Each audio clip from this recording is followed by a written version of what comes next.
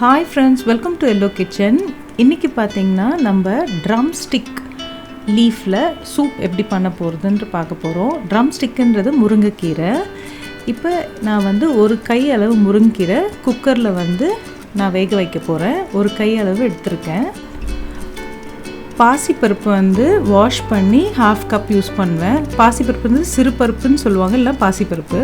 சீரகம் வந்து 1 டீஸ்பூன், மிளகு வந்து 1 டீஸ்பூன், garlic வந்து ஒரு 10 நம்பர் ஆட் பண்ணியிருக்கேன். half a teaspoon வந்து மஞ்சள், salt வந்து தேவைக்கேற்ற மாதிரி. இப்போ வாட்டர் வந்து ஒரு 800 ml ஆட் பண்ணியிருக்கேன். இப்போ இதை வந்து க்ளோஸ் பண்ணி 3 விசில்ஸ் குக் பண்ணோம். இது வந்து நம்ம ஹை ஃப்ளேமில் குக் பண்ணோம். 3 விசிலுக்கு அப்புறம் நீங்கள் இதை ஓப்பன் பண்ணி பார்த்தீங்கன்னா இந்த மாதிரி இருக்கும். இதை நல்லா மிக்ஸ் பண்ணிவிடுங்க. 2 வெங்காயம் இந்த மாதிரி பெருசாக கட் பண்ணி போட்டுருங்க. நம்ம பெருசாக தான் கட் பண்ணோம். அப்புறம் தக்காளி வந்து 3 நம்பர், அதையும் பெருசாக தான் கட் பண்ணியிருக்கேன். அப்புறம் பெருங்காயம் வந்து ஒரு 1/4 டீஸ்பூன், அப்புறம் பட்டர் வந்து 1 டீஸ்பூன். இது எல்லாத்தையுமே நல்லா மிக்ஸ் பண்ணிவிடுங்க. மிக்ஸ் பண்ண அப்புறம் திருப்பி வந்து குக்கரை க்ளோஸ் பண்ணி ஒரு 2 விசில் ஹை ஃப்ளேமில் குக் பண்ணோம். இப்போ பார்த்தீங்கன்னா 2 விசிலுக்கு அப்புறம் நான் இதை ஓப்பன் பண்ணுறேன். இது இப்படி இருக்கும். இப்போ இதை நல்லா மிக்ஸ் பண்ணிவிடுங்க, நல்லா ஆற வச்சுருங்க.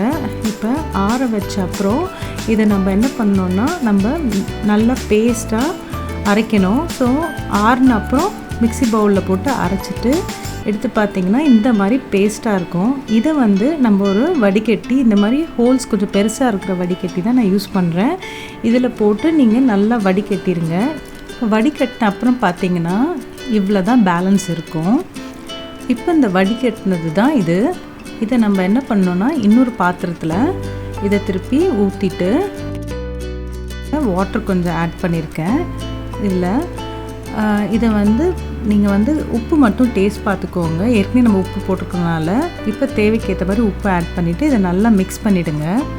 மிக்ஸ் பண்ண அப்புறம் ஹை ஃப்ளேமில் இந்த மாதிரி பபிள்ஸ் வரும். இந்த டைமில் நீங்கள் ஸ்லோ பண்ணிவிட்டு 1 டேபிள் ஸ்பூன் வந்து பட்டர் ஆட் பண்ணி நல்லா மிக்ஸ் பண்ணிவிடுங்க. இப்போ இதை மிக்ஸ் பண்ணிவிட்டு இதை ஆஃப் பண்ணிடலாம். இதை நீங்கள் ஹாட்டாக சர்வ் பண்ணும்போது கொஞ்சோண்டு பட்டர் மேலே ஆட் பண்ணி சர்வ் பண்ணுங்கள்.